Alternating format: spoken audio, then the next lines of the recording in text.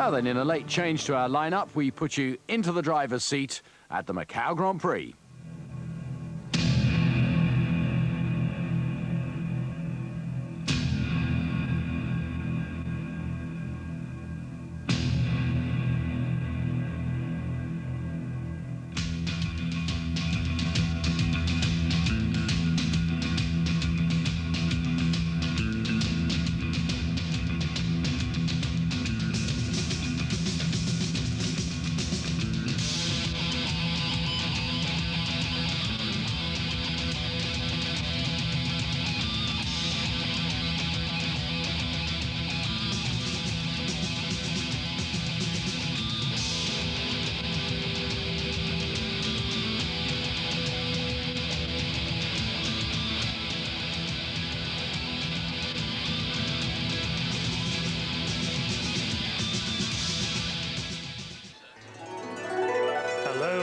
Welcome. Just when you thought it was safe to put away the lap charts and the watches, we travel to Asia.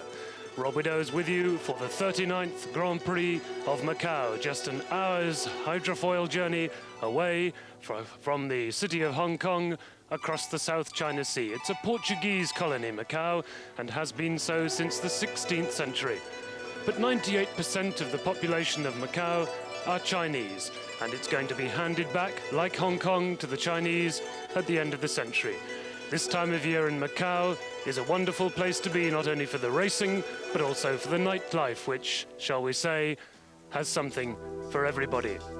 But the racing is what we're here for, of course, and here we are in the paddock on Sunday morning before the first heat. There are 2 heats in the Macau Grand Prix, and the final decisions are decided on an aggregate of the times. As we look down on the starting grid from the top of the Mandarin Hotel, which is situated right opposite the pits, a fantastic view from the Mandarin Oriental Hotel. There's the grid, and on pole position, the Swede Rickard Rydell on his 6th visit to Macau. A very popular poleman, Rickard Rydell, and we talked to him before the race. I always qualified well and then never finished in the races, except 5th 2 years ago, I think.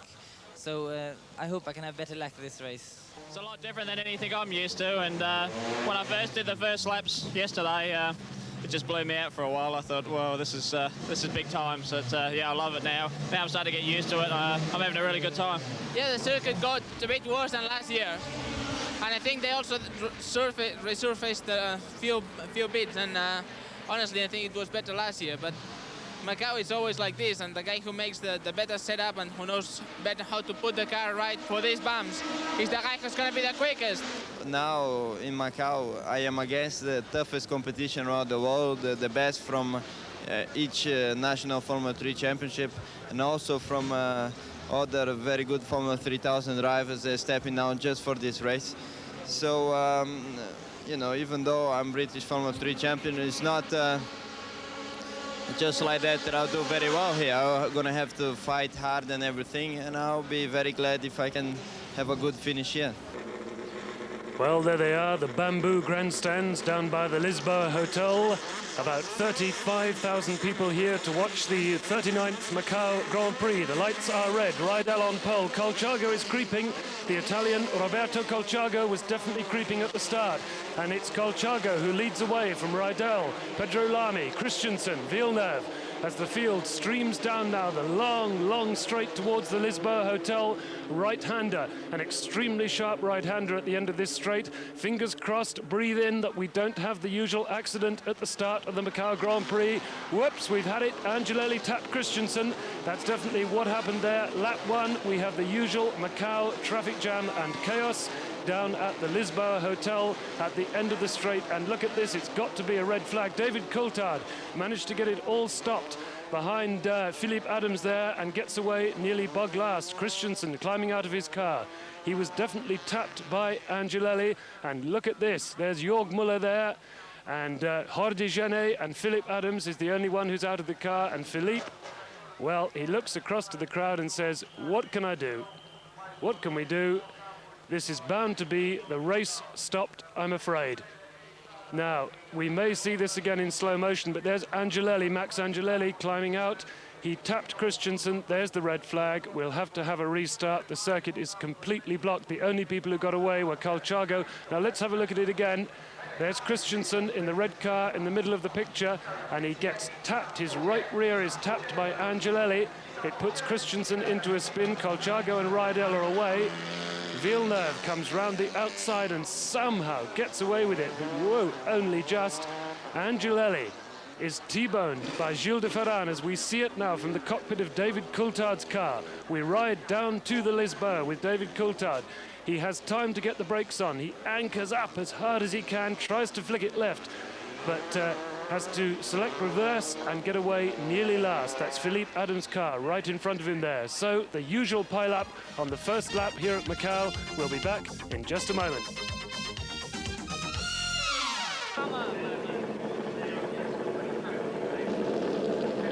So after the usual chaos at the first start, the cars take the grid again. That's one of the Tag Heuer cars already off the circuit before the restart.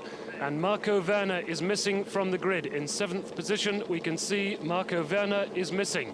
Otherwise, everybody else takes the restart. Amazingly, a lot of damaged cars put right extremely quickly by the mechanics in the period after that accident.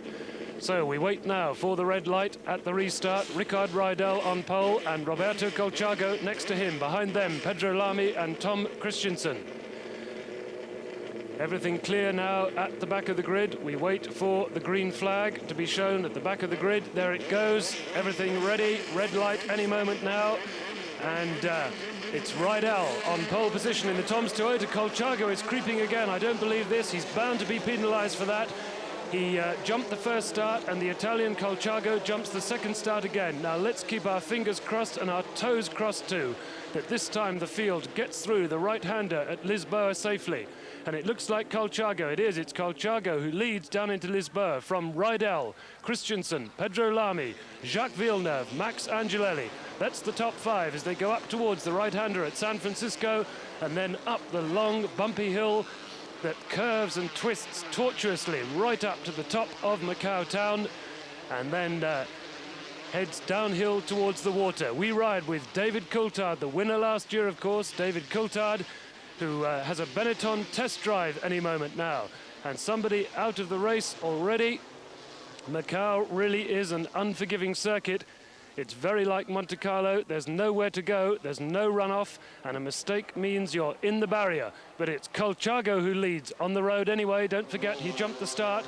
Rickard Rydell right with him, and Pedro Lamy there too. Nothing between the top 3 as they head now up towards the top of the town. And as you can see, they're absolutely shaving the barriers on every single one of these corners. Down to the Melco hairpin. There is a permanent yellow flag here. No overtaking allowed at the Melco hairpin before they head off up through the gearbox, downhill towards the waterfront. And that's where they really begin to go extremely quickly. They come down towards Fisherman's Bend and then on down towards our bend. And it's Coulthard who leads. After that jump start, Rydell, Lamy, Christensen, Villeneuve. That's the top 5. And a tremendous race in prospect as they come out of our bend up into 5th gear, and it's absolutely flat out in top gear all the way from here down to that right-hander at the Lisboa. Rydell now shaping up to pass Coulthard. He's in the, whoa, that's Sascha Massen's car, heavily in the barrier outside the Mandarin Hotel. A very bent car of Sascha Massen there. Yellow flags warning the drivers of that. Wreckage on the outside of the circuit. But it's Coulthard who leads, only just Rydell having a look down the inside, and he'll make it. A great bit of driving there by the Swede, Rickard Rydell. He moves into the lead. Pedro Lamy having a look as they head up towards San Francisco, the next right-hander. Then it's Jacques Villeneuve, then Tom Christensen. Sparring partners from the Japanese Championship. Fastest lap so far from Pedro Lamy. And what you need here at Macau this weekend is either a Dallara or a Tom's Toyota. And preferably what you need is a Spieth-tuned Opel with some Bosch electronics on it. That's Castro Santos, the Portuguese driver.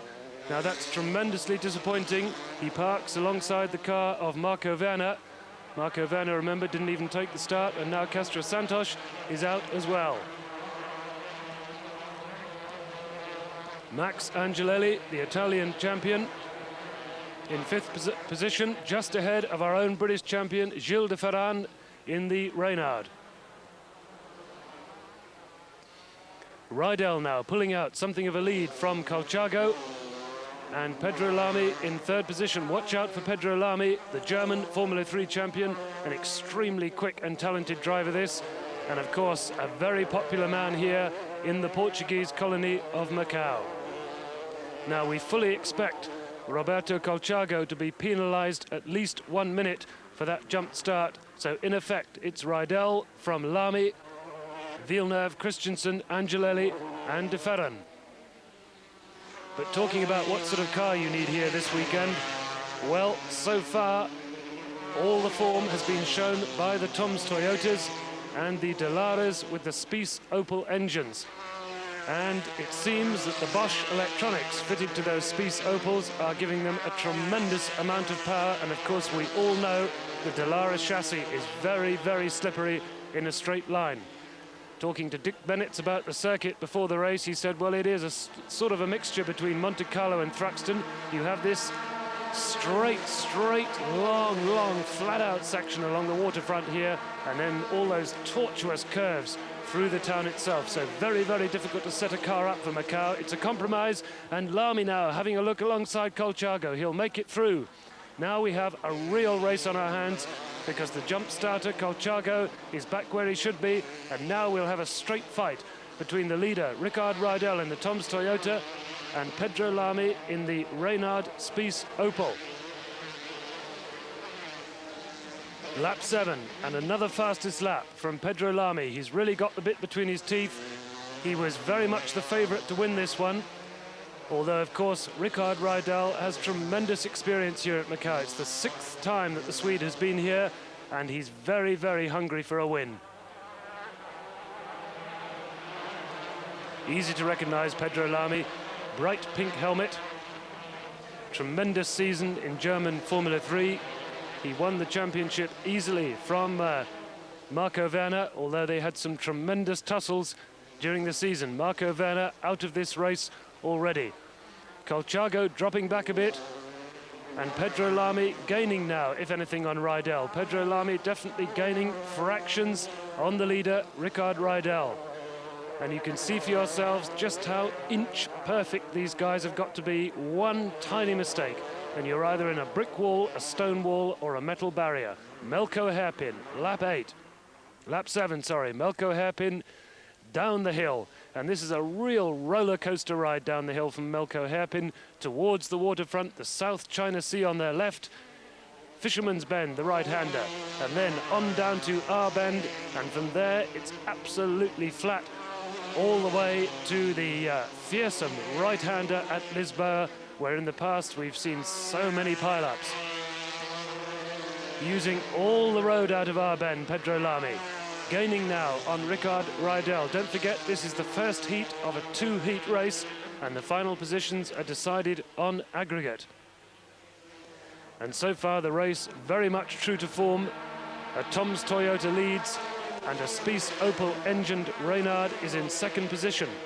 The Dellaras are up there as well. In fact, in the top, whoa, that's Mieke van Hoel, and that's a very bad shunt, although Mieke is out of the car, and there he is in the background standing safely behind the barrier. But he's obviously hit the walls on both sides of the circuit, and an extremely bent Reynard of Mieke van Hoel there, right up at the top of the town, where, as we said earlier, one mistake and you are history. There's the top 6. Gilles de Ferran, the British champion, still holding on to 6th place. Jacques Villeneuve driving extremely well. A good season in Japan from Jacques, the ponytailed, bespectacled French-Canadian, very much the son of Gilles Villeneuve, a tremendously popular character, particularly with the young Japanese girl fans here at Macau. 3rd position for Jacques.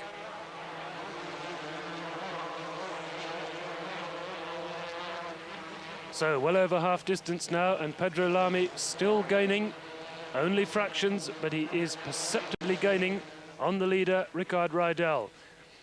Very, very careful through here. Mickey van Hoel's car taking up half the circuit and bits of it all over the road. Look at Lamy now. He's getting into the slipstream of Rydell. He's got the toe. This could be the chance for Lamy. Down to the Lisboa. And my goodness me, Rickard Rydell pushes Lamy towards the wreckage from Sacha Massen's car. Whoa, that was a very close moment, but Lamy makes it. A tremendous bit of motor racing. Down the inside into Lisboa, under braking. Pedro Lamy takes the lead from Rydell. Coulthard still third on the road, but a 1 minute penalty for that jump start. Now, can Rickard Rydell get back to Pedro Lamy? I don't think he can. Lamy looking absolutely confident now in the lead after a superb overtaking maneuver at the end of the straight. And that really is one of the very few places where you can overtake here at Macau. It has many similarities to Monte Carlo, except for one thing: you can overtake in Macau and you really can't in Monte Carlo unless you have a tremendous piece of luck. Now look at Lamy pulling away now. Once he's got the lead, Lamy pulls away from Rickard Rydell. Some good battling going on in the midfield too. And that Jules Bouillard, the Frenchman, in the Madrid International entered Van Diemen. The Van Diemen's very, very difficult to set up here at Macau. They've had tremendous problems in qualifying, getting the cars to go. That looks like Kelvin Burt. Yep, that's Kelvin Burt's car, minus its rear wing. Well, he's been going around for a few laps now with an extremely cranky rear wing, and Kelvin finally calls it a day, minus the whole wing at the back there. Out in the lead, it's still Pedro Lamy from Rickard Rydell, Roberto Coulthard, Jacques Villeneuve. Jacques Villeneuve, of course, in third position, as Coulthard has been penalised. Now, there have been yellow flags throughout this race, and whoops, what's happening here? Pedro Lamy has given away the lead to Rydell. Pedro Lamy stuck behind Peter Aslan there, but I think he's been obeying the yellow flags. Now, this will be a very, very interesting steward's inquiry here, because Rickard Rydell snatched the lead from Pedro Lamy, and Lamy appeared. Now, let's see it again. Lamy is stuck behind a back marker, Peter Aslan. He allows Rydell to go past on the outside, but there are yellow flags here. There have been yellow flags and yellow lights all race long along the start-finish straight because of the wreckage of Sacha Massen's car. So with 1 lap to go, Rydell retakes the lead from Pedro Lamy. Now, there will be a lot of arguing about this after the race. Did Pedro Lamy deliberately slow because he knows you can't overtake under a yellow flag? I think he may have decided not to pass Peter Aslan under the yellows. Rydell will no doubt claim that he had to go left, otherwise he would have shunted with both of them. But there'll be much discussion about this after the race, as Rickard Rydell goes down now towards the start-finish line. Pedro Lamy back in second place. And don't forget, this decides the grid for the second heat of the Macau Grand Prix. So, controversy at the end of the first heat as Rickard Rydell in the Tom's Toyota takes the flag from Pedro Lamy in the Reynard with the Spice Opel engine, and Jacques Villeneuve in third, then Max Angelelli, Tom Christensen, a good drive from him, and rounding up the top 6, Gilles de Ferran. Now, the confirmation of the results tells us that the win was given to Pedro Lamy. The stewards decided, in fact, that Lamy did the right thing. He did not overtake under the yellow lights along the start-finish straight. So that means that the Portuguese driver, Pedro Lamy, will start from pole position for the second heat. That is the incident that caused all the trouble. We'll be back. You're watching the Macau Grand Prix on Screensport. Rob Widow is with you for the start of the second heat. And it's Pedro Lamy on pole position, having been given the win of the first heat after that incident with the yellow flags. And Rickard Rydell alongside him on the front row. That means they're on equal times, so there is everything to race for in this, the second heat. Red light. And Coulthard has started. Well, this is quite extraordinary. Coulthard must be in third gear already, and the others are only just getting away. I have never seen such a blatant jump start in my whole life. Roberto Colchargo must be up in the top three. He is, and my goodness me, I think Colchargo's actually going to lead into the Lisboa. Quite what the Italian thought he was doing there, I do not know, but Rydell, in an absolutely sensational piece of late braking, takes the lead, or does he?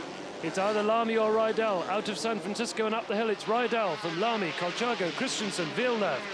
Well, what an extraordinary start. And coming together here with Jörg Müller and Akira Ishikawa, but we're not really worried about them. They're at the back of the field. What we're concentrating on is the leaders, and Roberto Colchargo is getting in the way of Jacques Villeneuve. He has no right to be up there in the top six. He started from the middle of the grid on the red light and must have been doing nearly 100 miles an hour by the time he got to the front row. So discount Roberto Colchargo and concentrate on the Rydell-Lamy battle, because this is what's going to be the battle for the Macau Grand Prix. Rickard Rydell and Pedro Lamy. Tom Christensen is up there too, so is Jacques Villeneuve. I think, in fact, that Roberto Colchargo will get the black flag for that. It really was an extremely noticeable jump start. But it's Rydell who leads from Pedro Lamy, and Rydell got the lead of this motor race in a magnificent piece of late braking and superb car control at the Lisboa right-hander after the start. There's oil on the circuit, everybody being fairly cautious in these opening couple of laps as we ride through the town with David Coulthard, last year's winner, now a Formula 3000 driver, of course, and a recent seat fitting with Benetton. We'll see him drive a Grand Prix car in the next few days at Silverstone. David Coulthard finding it difficult to readjust to Formula 3 and not really featuring in the battle for the lead at Macau this weekend. And it's the Delaras and the Toms Toyotas who are virtually filling the top few positions, apart, of course, from the Reynard of Pedro Lamy, but he does have the Spice Opel engine. And what's the betting? That there are going to be a tremendous number of orders for Spice Opel engines in Formula 3 in 1993. Particularly, as we've said, if they're fitted with the good old Bosch electronics.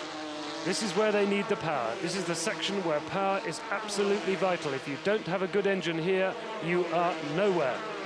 But you must combine that, of course, with excellent handling, and that's what the Toms Toyota of Rickard Rydell has. He has the perfect setup for Macau, and as things stand at the moment, it looks as though he's going to win here on his 6th visit to the circuit. Gilles de Ferran well up, David Coulthard right behind him, and Russell Ingall driving a superb race, fighting his way through the field in the Graham Lorimer entered Van Diemen. But at the moment, everything is going Rickard Rydell's way. A very popular driver, Rickard Rydell. You'll remember him from, there's Roberto Colchargo in the pits where he really ought to be after that jump start. Rydell, you'll remember from British Formula 3 in 1991 with the Toms Toyota. Here he is again at the end of 92 after a good season in Japan, showing that it really is the chassis to have this weekend.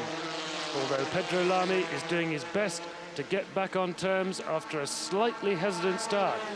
Lamy really has left himself with an awful lot of work to do. This is the battle now between Jacques Villeneuve and Tom Christensen. Jacques Villeneuve in the Toms Toyota. And Villeneuve gets alongside him down to the Lisboa and passes with almost apparent ease. It's a bit slippery there on the entry to the corner, but Christensen lets him through. And they're good friends, these two, by the way, as Villeneuve chucks away a visor strip. Good friends, Christensen and Villeneuve, but on the circuit, of course, it is war. And look at this. Great battle here. Jules Bouillon, Russell Ingall in the Van Diemens, brought over here by Graham Lorimer and Robert Singh in a combined effort between Lorimer and Madgwick. There's the top six: Rydell, Lamy, Villeneuve, Christensen, Gilles de Ferran and David Coulthard up there now in the top six. David Coulthard really now getting to grips with the Macau circuit where he was so successful last year. It's taken him a bit of time. He had a difficult qualifying, but now he's up in the points and looking good, right behind his teammate and British Formula 3 champion, Gilles de Ferran. but it's Rydell now with a comfortable lead from Pedro Lamy. And don't forget, Pedro Lamy was given the pole position for this heat after the yellow flag incident in the first race. And watch out for Russell Ingall. He's clawing his way up through the field. And if he continues like this, Russell Ingall, the Australian who came second in the Formula Ford Festival this year, is going to find himself in the top 6.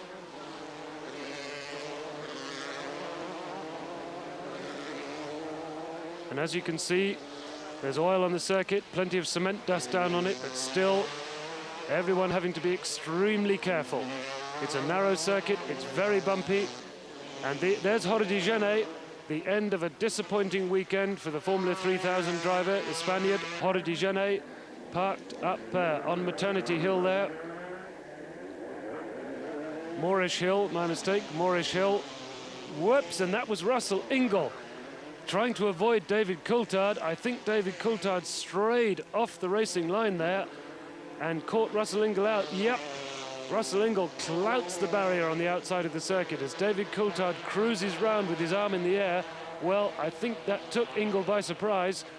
He just didn't have time to react, had to swerve left and clouted the barrier. And that is the end, sadly, for the Australian's race. He must have broken several things at the back of the car there. Certainly I would have thought he'd have cracked the gearbox casing, but there's nothing that the Graham Lorimer crew can do about that. Russell Ingall climbs out, very disappointing. He really was getting the bit between his teeth there. But Pedro Lamy now beginning to catch Rickard Rydell at the Melco hairpin. No overtaking here, extremely tight and narrow at the Melco hairpin. A very fast downhill approach, it's bumpy.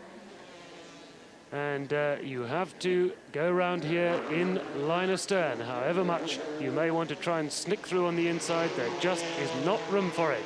Max Angelelli now picking up the pace. Fastest lap from him, the Italian Formula 3 champion, Max Angelelli, really getting his foot down and catching the leaders after 9 laps, a 15-lap race. And Angelelli now catching Gilles de Ferran. No problems for the leader, though. Rickard Rydell and the Tom's Toyota. That's the combination that has proved to be absolutely the right one at Macau this year. And if he wins it, Rickard will be over the moon. He's tried 5 times before, and a lot of people will be very happy to see him win, but a lot more people would like Pedro Lamy to win. After all, he's Portuguese. This is a Portuguese colony, and don't discount him yet. There's plenty of time for Lamy to get on terms with Rickard Rydell. Jacques Villeneuve now has the measure of Christensen. So those places are settled. Gilles de Ferran follows them, and Max Angelelli chasing all of them. Pedro Lamy's such a neat driver. You hardly ever see him make a mistake. And that is Marco Werner's car in the pits. A disastrous weekend for the German, Marco Werner, second in the German championship this year behind Pedro Lamy, but no luck in Macau. And just like the place itself, it's a casino. It really is a lottery, this race. And you just have to keep off the walls, keep off the barriers, keep out of trouble, have a good, strong engine and perfect handling. I say that's all you need. Well, it's pretty damn difficult to come up with that kind of combination. But Rickard Rydell and Tom's Toyota have done just that. And as long as Rydell makes no mistakes, he's going to head Pedro Lamy home. A good, strong third position for Jacques Villeneuve. Tom Christensen behind him. Then it's the British Formula 3 champion, Gilles de Ferran, and the Italian champion, Max Angelelli. So, all the champions up where they should be, except for Anthony Reid, the Japanese champion. He's had a difficult weekend and hasn't really featured. The French champion, Frank Lagos, is not here. Otherwise, everybody is represented for this, the climax of the 92 Formula 3 season.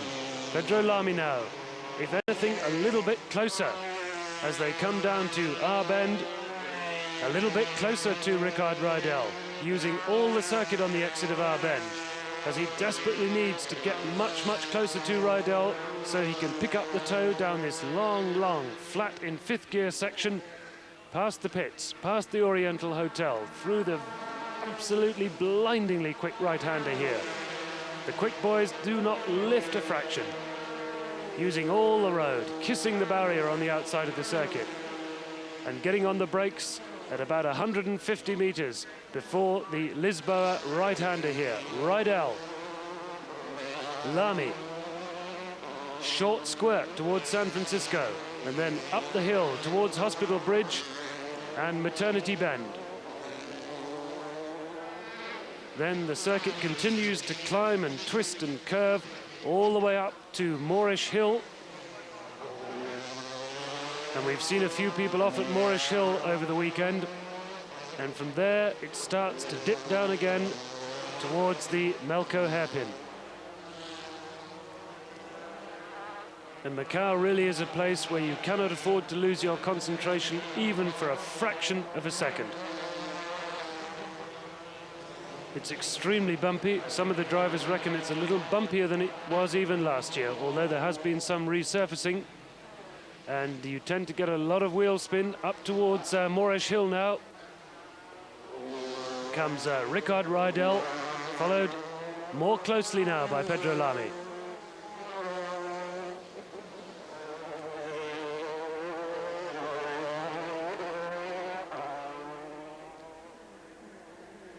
But it has to be said that the Tom's Toyota and Rickard Rydell combination really has been the force to be reckoned with all weekend.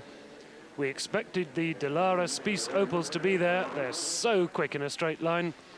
But the Tom's Toyota is such a nimble chassis, a beautifully built little chassis. There's talk of it coming back into British Formula 3 next season. And it handles just so beautifully over these bumps and through the high-speed and the low-speed corners. Pedro Lamy using every single inch of tarmac to try and get on terms with Rydell. He's only got a very few laps to do it. He didn't get away too well at the start of this heat. That was Pedro Lamy's problem. And there it is, the checkered flag for Rickard Rydell. The Swede wins the 39th Grand Prix of Macau at his 6th attempt. Second is the Portuguese Pedro Lamy in the Reynard Spice Opel. Third, Jacques Villeneuve. Fourth, Tom Christensen in the Tom's Toyotas. And there we are. Rickard Rydell is absolutely delighted, and quite rightly so. That'll be a very popular victory. The rest of the field slowing down, getting their breath back, touring up the hill. There's the confirmation of the top three. A good drive by Jacques Villeneuve. That will have given him a lot of confidence. And there we see it again. Both arms up in the air. We'll be back for the touring cars.